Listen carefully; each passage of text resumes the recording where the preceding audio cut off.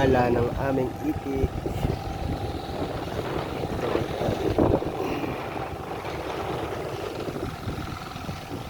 So ngayon kasi papatapos na yung inaararo na yung mga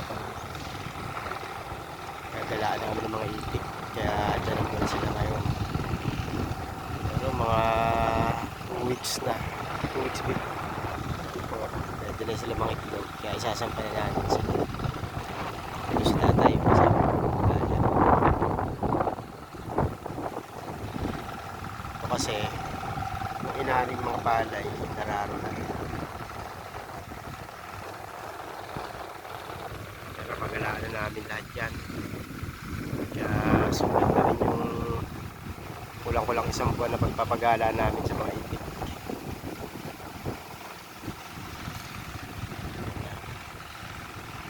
Kaya order na kami ng mga feeds para pagsampa nila,